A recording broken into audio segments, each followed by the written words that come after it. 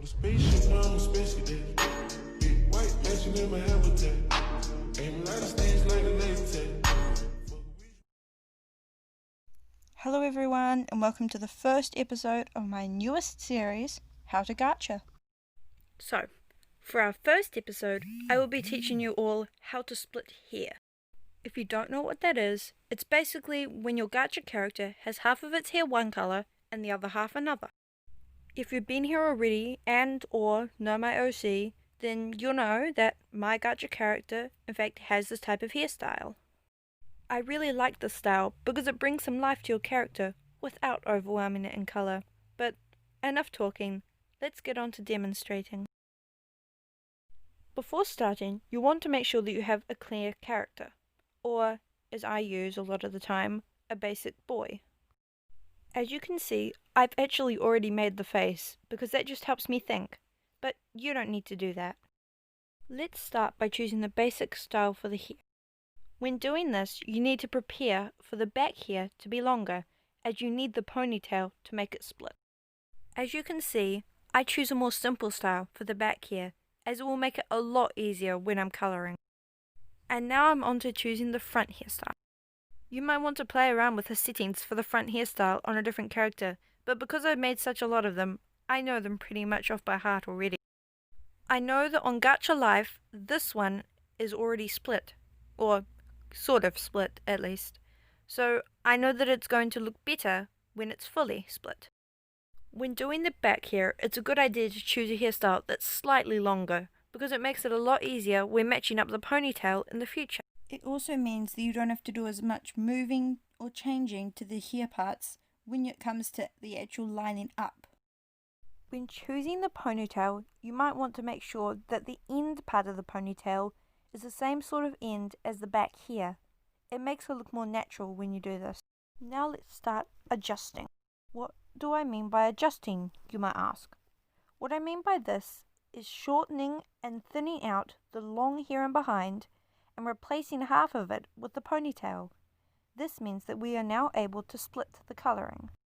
If you see here, I have actually decreased the X scale of the back hair and shifted it up slightly. This means that there is now room to fit the ponytail. I then position the ponytail so that it fits nicely alongside the back hair. If you do it right, it can look seamless and look as though it's actually a part of it. The final thing we need to do before colouring is switch the highlight of the front hair to the fifth one. This means that the front hair will split into two colours instead of just having a part of it one and a part the other.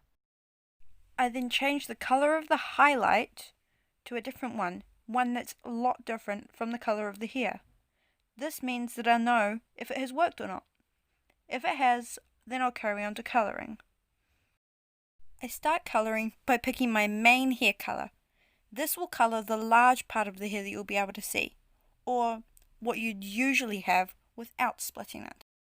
And fun fact, did you know that you can change the different colours just by tapping the other shades? They are located in the top part of your colouring section. Okay, back to focusing. Next we need to colour the fading part. I usually do this as a lighter colour, but you can do it either lighter or darker. It's purely up to you. I then colour the outline. You can also do this either lighter or darker, but I just prefer to do it darker.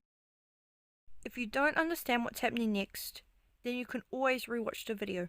But basically, now I'm going to choose the highlight. The highlight will be what the other side of your hair colour will be. And don't worry about the bottom part, we just get into that. We then need to change the colour, shade and outline of the ponytail. This will colour the other half of our hair. I then start by doing the main part of the ponytail. This will colour the bottom half, and I usually do it the same as the highlight. Now for the sub. As you can see, this colours the higher part in the hair, or ponytail. This will create a fade. Now on to the outline. You can do it whatever colour you'd like, but again, I generally do it darker, just the same as I usually do the hair. Congrats! You now know how to split hair. Sorry if I got some of the terms a bit incorrect.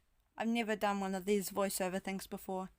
Anyway, I actually made a cute outfit. Can you help me name her? Leave your ideas in the comments below. Keep purring. Bye now.